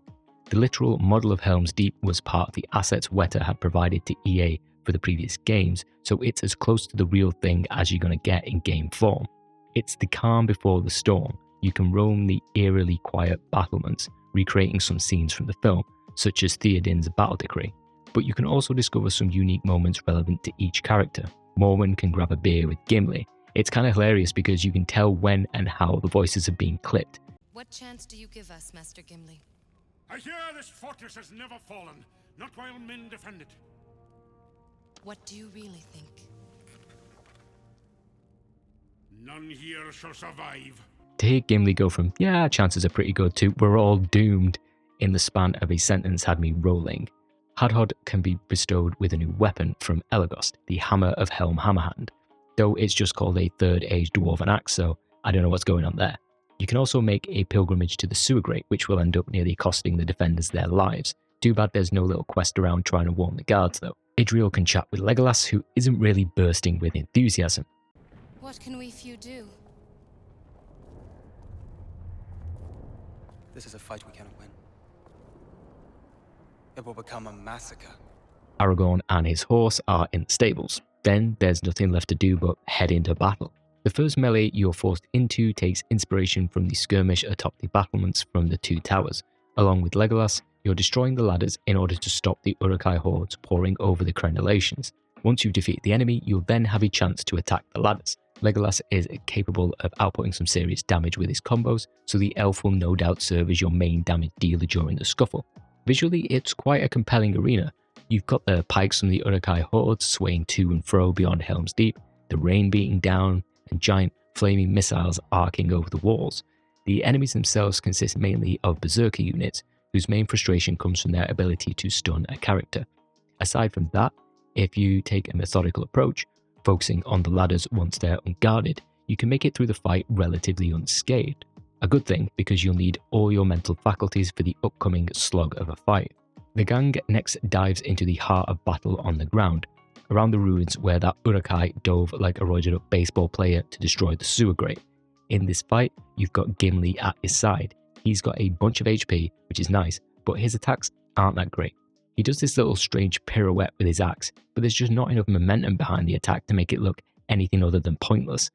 The gimmick here is similar to the one at the entrance of the Plains of Rohan. You'll be suffering through waves and waves of enemy Uruk-hai of various flavours: crossbows, dual blades, shield bearers. While the battle drags its arse across the carpet like a dog with worms, you can mitigate it slightly by focusing down one column of enemies at a time until they're fully exhausted. Occasionally one of the bomb guys will come ambling over the hillock. If you let it stick around too long, it'll ignite the bomb on its back and cause damage to your party. It's pretty weak, and aside from dealing with the crossbow ones who can cast this game's version of silence on your party, it's really a battle of endurance. Unfortunately, it's not the last one the Third Age will throw at us either. After this battle, we're thrown back into the freshly destroyed streets of Helm's Deep to help out Aragorn. Like in the film, the main gate's defences are breached. We're on cleanup duty. Uruk-hai mages are introduced here, but we have Aragorn at our side, and he can hit like a truck. Well, he's no Berethor, but then again, who is? It's the same deal again. Fight through the columns with each enemy queuing up to take a swing at the party. You'll know when a column has its last enemy when an armoured troll comes lumbering out. They're pretty hardy enemies even with the ability to inflict stun and generally one-shot some of your weaker party members. And that's how the rest of Helm's Deep continues. Of course, our fictional presence is not enough to turn the tide away from the overwhelming force of Sauron's army. When Berethor is ready to sacrifice himself, we have Gandalf and the Riders of Rohan arrive just in time. As a last-ditch effort, the party buys the wizard some more time by fighting through another gauntlet of enemies before the night is finally over. As dawnlight finally breaks on Helm's Deep, it seems the battle is won. Berethor is stricken by another bout of Fuga. It's revealed that Saruman has ensorcelled Berethor, tasking him with finding Boromir and, most presumably, the ring. Gandalf, along with Galadriel, had decided to dispatch Idriel to watch over Berethor and help him conquer his malady. And it worked. Berethor's unexplainable riz strikes once again, truly baffling. Though Berethor is free of Saruman's charm, his journey is not over yet. The team must now head to Osgiliath. Just like in literature, a hero is only as good as the villain they're up against. It's the same for a game, especially JRPGs. Your characters and the systems that support their growth and the combat are only as good as the challenges they face. The Third Age's skills and its conditional turn-based system is a solid enough foundation, but it's let down by its enemy variety or lack thereof. In a perfect world, developers have a surfeit of time in which to create a ton of diverse mobs that find new and interesting ways to test the player. The Third Age has a couple of shackles restraining it, however. The first is the commitment to enemy designs. It's not the fact it's faithful to the films, it's the fact there's been a conscious decision to fully animate not just the enemies, but the protagonists themselves. Hit reactions, attacking moves, death animation skills. That's a lot of time and effort in your pipeline. Oftentimes, even to this day, when playing a JRPG, there are ways of reducing the development timeline in an effort to focus more on mechanics and diversity. You've got your asset reuse approach, often with minor cosmetic adjustment. The creature's now a different colour or has some slight design change. Think Dragon Quest, the Trails games. It's pretty common in Tales too. The enemy turns up with more HP, maybe has a few new moves up its sleeve. It's lower effort than a totally new design, and the focus is on how those additions impact the battle and therefore how a player reacts. It's based on mechanics more than aesthetics. What often goes hand in hand with a system such as that is much simpler enemy animations. Pokemon's an easy example. There's a story, and I'm butchering it, that creating bespoke animations for each Pokemon would absorb so much time that the visual diversity was expressed through the moves themselves. Another simple example is with the 2D Final Fantasy games. It's much easier to have some enemy sprite move forward and glow to convey its casting the spell than create the sprite. In the end, you're cutting down the work and doubling up on that mechanical focus. Unfortunately for it, the Third Age doesn't really take this approach. In an effort to prioritize its sense of a AAA Western take on a JRPG, EA committed to the admittedly great bespoke animations. Sure, you've got a few spell and skill changes along the way, but on the whole, there's a commitment to unique models and actions that is a big ask. Outside of the bosses, you spend the majority of the game encountering a handful of the same foes: orcs, goblins, urukai, trolls, and wargs. There are a couple I'm omitting, but you get the idea. Within that, especially the humanoid enemies, you've got a mage, archer, and warrior archetypes. That's not a ton of enemy variety. You may be thinking, well, they're hamstrung by the lore. Yeah, to a degree. While the visual variety is lacking, you can work with that. But because of that commitment to going above and beyond for enemies, the game's also trying to balance its approachable nature. I'm looking at this as someone who's played a ton of these games who wants challenge. I know this isn't the game for it, but I reckon newbies and veterans alike start to feel the grind and blandness with enemies after being 10 hours deep in the game. What happens is, a few hours in, you've really seen everything enemies have to offer. You know the limited types, the arsenal of moves they have access to. The Third Age doesn't progress from there. It hits an early plateau and sails along for the rest of the playtime. I could have lived with limited enemy types if they at least introduced new abilities. Give players, even new players, a little more credit. Learning can be fun, right? While the game occasionally makes an effort to introduce a novel battle mechanic or an encounter that requires a little more forethought, you can barely move because of the cotton wool you've been mummified in. But credit where credit is due, enemies look and animate wonderfully. It sets a higher bar in raw animation than Final Fantasy X even. Unfortunately, it's like a sports car with the engine of a tractor. You look flashy, but you're going nowhere fast. Osgiliath, the now abandoned first capital of Gondor, became a significant location in the War of the Ring due to its bridge. This served as a crossing point over the Anduin. As we see in the film, Faramir has led his rangers to Osgiliath, which is under the control of an army of orcs, led by a Nazgul upon a Fellbeast, not to mention the lovely Gothmog. We're here to support in driving back the enemy. Upon arriving, Berethor seems to have some recollection of being here, though he can't put his finger on it. It also appears that the other characters have a connection to Osgiliath and the battle Boromir previously waged. Eredin, upon hearing a line from Berethor, remembers that the man was indeed present at the battle, but had fled in dishonor. This time, however, Berethor aims to rectify his past cowardice. What better way to do that than slay numerous orcs? Osgiliath certainly looks nice. It captured the dingy, dilapidated and ruinous look brought to life in the films, though by now we've seen the three flavours of environments the Third Age offers: forests, the underground and Whitestone ruins. Further on, you'll catch up with the man of quality that is Faramir and do battle with Gothmog. Nothing too crazy. Faramir's a ranger, so he's got an arrow volley that hits everyone, can buff the party or counterattack for a character when they're struck. Gothmog's not a particularly difficult foe, at this juncture at least. The rest of the chapter, like the majority of them post Helm's Deep, does away with the semi-open-ended pathways in favour of tighter areas with objectives such as slaughter everybody. It's a slight shame as it grates on you after a while, but there's only so much you can do with the chapters where the locations are quite restrictive. Ultimately, you and Faramir need to put down Gothmog once and for all. It culminates in a boss battle atop the battlements. Now, this can be a tricky one if you're not prepared. We get a gimmick here that will intensify later on. Units respawning. If you kill the mages, Gothmog will just Uber Eats a few more of them to fill in. This means you have to endure having them casting spells on your party and turn your attention to focusing down Gothmog. Best way to achieve this is through one of the game's best items, Morgul Decay. it will completely remove a foe's armor, allowing you to crank out some insane damage. The difference in a battle using this item, especially this one, is night and day. Gothmog is pure defensive bulk, which takes time to whittle down using your skills, often causing the enemy to bring the pain to your party quite handily. Likewise, the mages have the ability to set up a reflective ward. While active, it deals a portion of the damage you inflict back to yourself. Eredin's Dispel can take care of this, thankfully. Once Gothmog's defense is a memory, you end the battle like usual, Berethor absolutely melting the orc with his multi-hit attacks. Our time in Osgiliath is not at an end just yet, however. Idriel ends up getting scooped up like a rodent by a Nazgul riding a Felbeast. It drops her at the Tower of the Dome of Stars, which was built on the bridge of Osgiliath. While Berethor and the others aim to find her, Idriel's left to fend for herself. When it comes to archers, at least, Idriel is more than capable of holding her own. Let's just hope no other types of enemies find her, eh? Berethor and the others cross Osgiliath's battlements in an attempt to locate where the Nazgul dropped off Idriel. While in pursuit, you'll often face the Nazgul itself, and it can be a daunting battle. This thing hits hard and can inflict fear, a status ailment that disables the effective character for several turns. However, there's a way to trivialize the fight: delay attacks, by which I mean attacks that delay an enemy's turn. The Nazgul is extremely susceptible to these types of attacks. If you've got Hadhod and Elagos moves unlocked, the Nazgul basically never gets a turn and you can focus it down rather easily.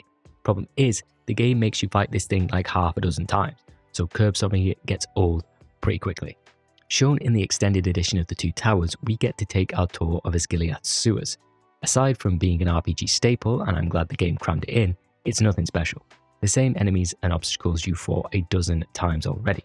One rather baffling element is that sometimes you'll phase into battle where Idriel is facing off against two opponents. Now, my Idriel was pretty sick, really powerful, capable of one-shotting opponents, but I think someone was sleeping when they QA'd these fights. You can get into an encounter with two orcs who are capable of unleashing a stun attack on Idriel.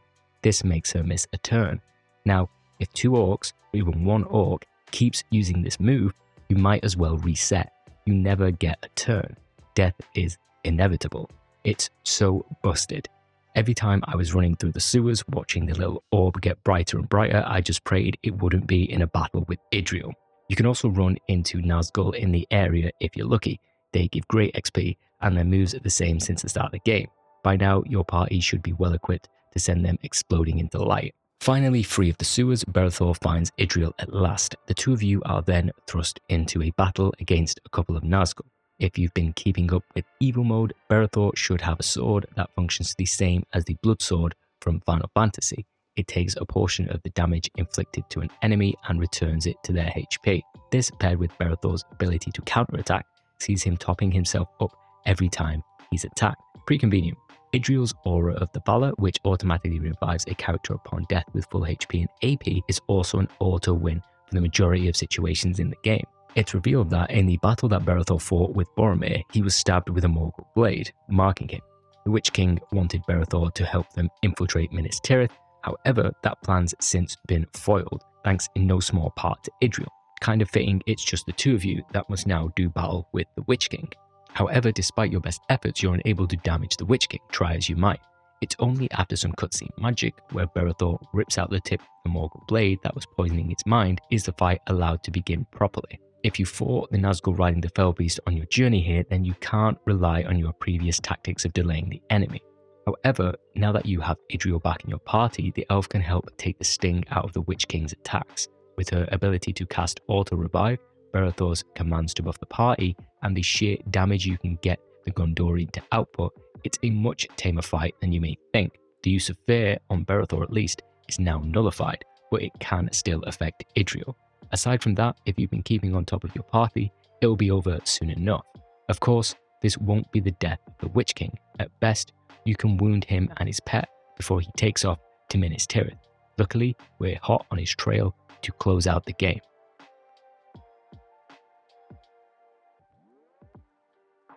You can't deny that the Third Age was committed to making Jackson's vision of Middle-earth a 6th generation reality. They had some help though. Along with the assets straight from Weta, EA had previously worked on the action entries for each film. In a way, a more focused approach, like snapshots of locations in the film, tend to work better than expanding on environments. In the Third Age, core locations are wonderfully reimagined, but when you step out of that world, like drawing beyond the frame of a painting, it slips into a less engaging experience. For every Helm's Deep, Minas Tirith, or sections of Eregion, you have the greystone of the mines of Moria, the fields of Rohan, or the corridor that contains the Pelennor Fields. The commitment to make this a more linear experience isn't inherently a bad choice. FF10 did it well, FF13 not so much. For the Third Age, you're never really doing anything different in each chapter. Explore every nook and cranny, which you need to do to progress, invariably completes side quests. There's no effort to push the player to do anything else that JRPGs employ. Simple puzzles, alternate pathways, collect this thing to clear the way. It's tolerable in the beginning because you can tell there was more time and effort spent on those locations. If the same diversity that had shone through in Eregion was sustained throughout the entire experience, the slog wouldn't be as noticeable. If you're going to strip the JRPG experience down to its most basic levels, you're also sacrificing mechanics whose purpose it was to mask the monotony. Collect keys, find some item to clear a path. That was just padding. In the Third Age, there's only really battles to bump up your time in these areas. Combine this with enemies and battle mechanics plateauing early on, and you've got an experience that starts to stagnate when you're a quarter of the way through your adventure. Striving for fidelity combined with a lighter take on the JRPG hamstrung the Third Age. Because everything was high quality by 6th gen standards anyway, you're limiting what's possible. Fewer enemies, linear locations, simpler mechanics. The budget's reserved for those more iconic locations, mocapped actors, detailed character models and equipment. Something had to be undernourished. In the end, bespoke areas and mechanics were left to starve. The same can be said for the game's story. It's not terrible, but god I hate Berethor. Idril's my favourite character. She's level-headed, possesses none of the arrogance some of the other humans and dwarves display. Sure, that kind of personality is par for the course for elves and can often come across as quite bland, but she has moments of emotion that shine through. Idril's presented as competent and knowledgeable. Then they have a fawning over Berethor. He reminds me of a meal I once had as a kid, salmon and potatoes. That is Berethor in culinary form. He tastes like TV static. The rest of the characters in the story, aside from Berethor, don't really go through too much of an arc. For our protagonist, his journey focuses on redeeming his cowardice and becoming an integral part of the War of the Ring. I was just never invested in his journey. It feels like all the character development takes place off-screen. When we deal with characters in cutscenes, it's very nuts and bolts. We're going here to stab X. When held up to the films, which it could never really match given its scope, I wish it could have dialed back its reliance on cutscenes and employed some simple text-based exchanges. The beauty of any group RPG is getting to know your characters beyond battle. There's little of that in the Third Age. As a result, no one ever evolves beyond flat archetypes. It's a shame. There's certainly an interesting angle to explore by a band of companions stuck in the shadows of the real heroes. Unfortunately, it was just never meant to be.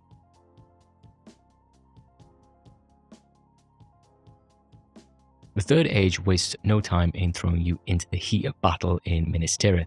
There's no support from the Fellowship just yet. Instead, you're biding your time in several battles lifted from scenes from Return of the King. If you've just completed the previous chapter's Evil Mode, you'll pick up one of the best swords in the game, Isildur's.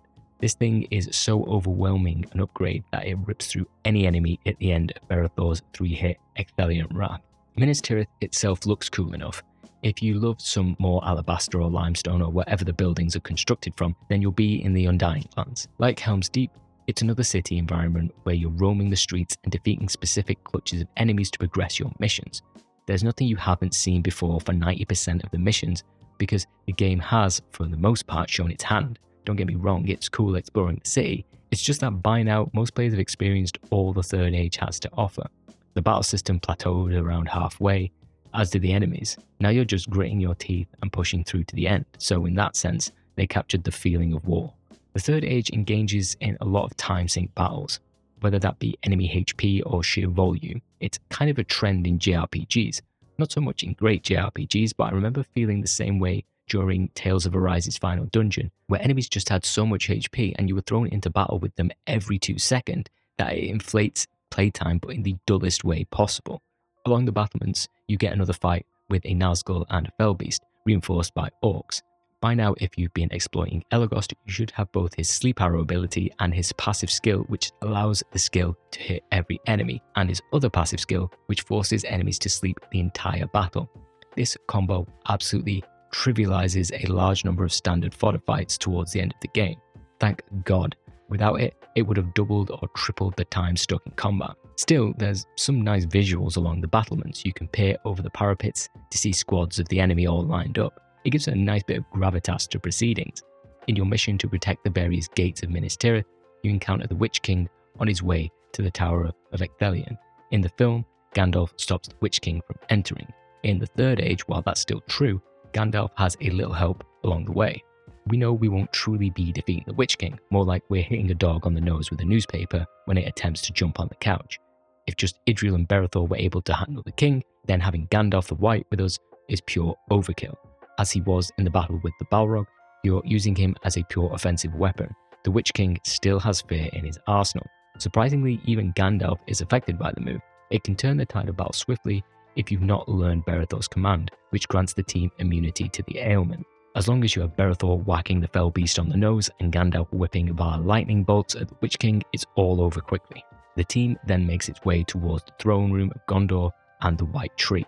You're privy to an alternate angle that transforms quite a somber scene from the film into a hilarious piece of absurdist art. We have reached the 7th level and the Citadel. It is Denethor.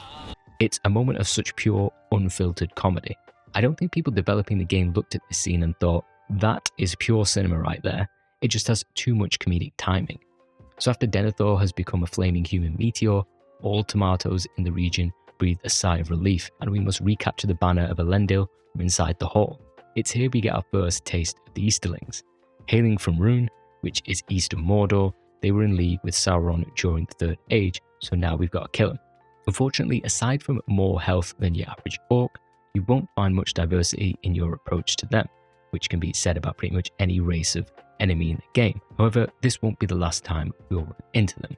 Your ultimate goal is the throne, which is guarded by a group of orcs.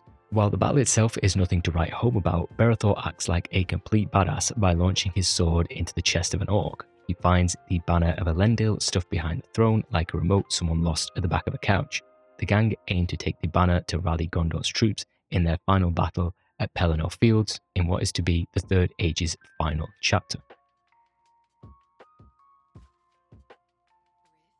Pelennor Fields is an absolute slog. It amounts to around 3 hours of walking down corridors, fighting enemies every several steps. I know there's only so much that can be done with a battlefield setting, but this really feels like the devs were running out of steam at the end. Because games have a tendency to be tackled linearly, you go in sequential order. It's not uncommon to find yourself, while in the final hours of a game, to be in a rather linear, monotonous environment. There simply wasn't enough time or resources to do more. It feels somewhat like a staple of older JRPGs, hell even new ones. I'm looking at you, Tales of Arise.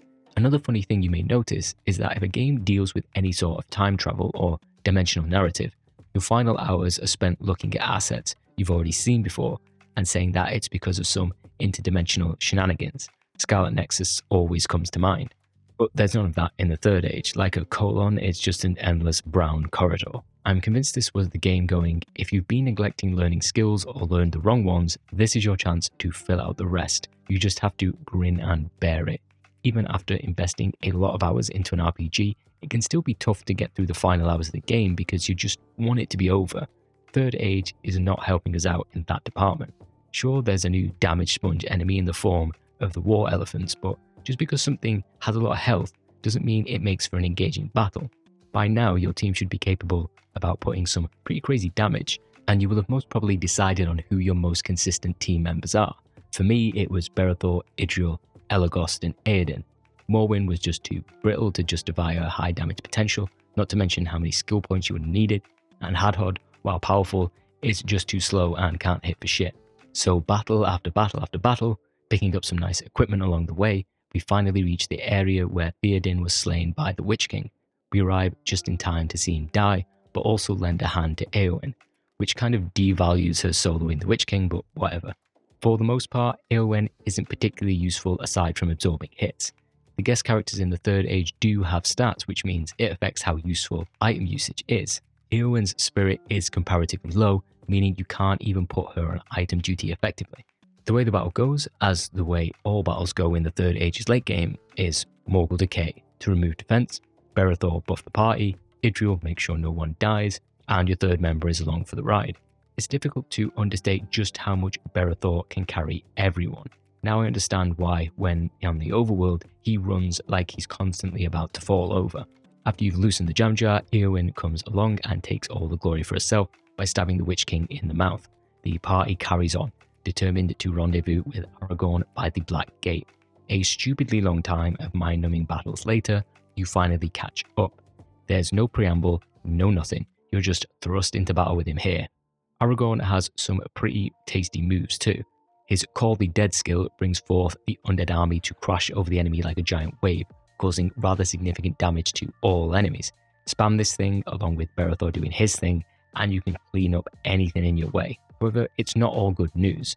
Just as Morwen is celebrating their victory, she gets murked in the back by a Nazgul. She's out of the next battle, which means we have to take down the remaining Nazgul without her. However, will we manage? But seriously, if I'd actually been using her as a mainstay in the party, I'd have been pretty pissed. Like most skirmishes have descended into by now, it's more of a time sink than anything. The Nazgul offer nothing new, no updated moves or special mechanics to the fight.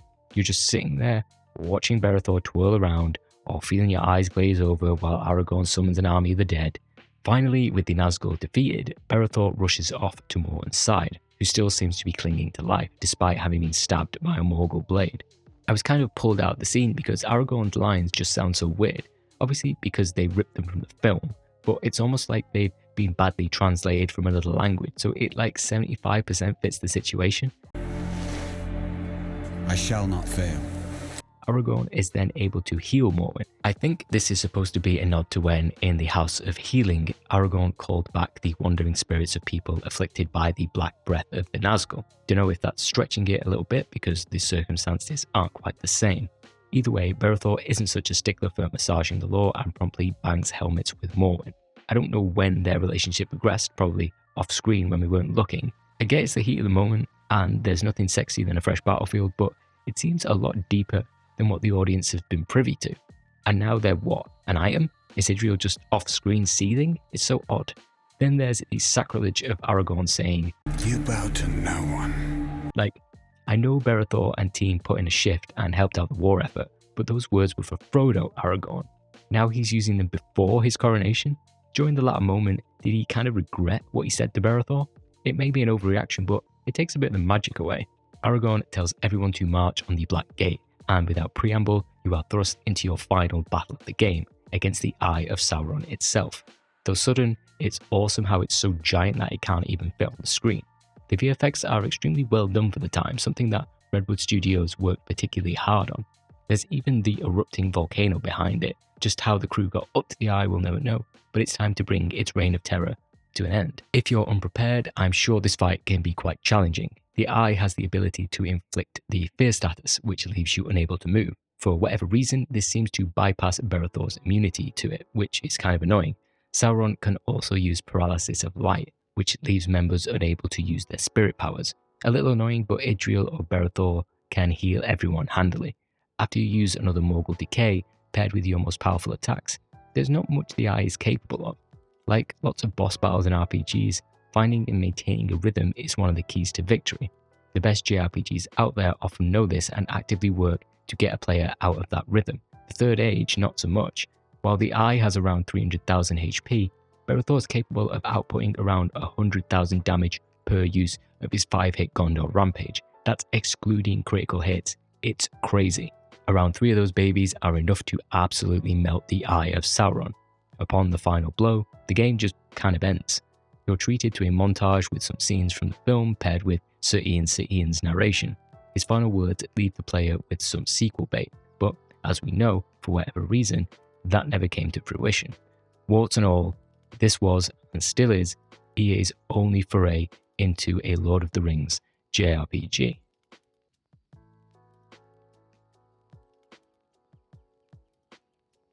The Third Age is a game that I held more fondly in my mind, which meant the reality of revisiting it was a slightly frustrating and interminable experience.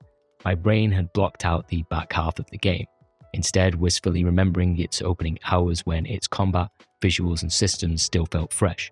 What fascinated me most about the Third Age was that you had a giant Western company taking their hand to a genre that feels owned by Japan.